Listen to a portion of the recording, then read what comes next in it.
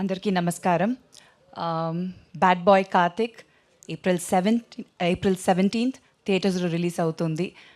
చాలా హ్యాపీగా ఉంది ఫైనలీ సినిమా వస్తుందనేది.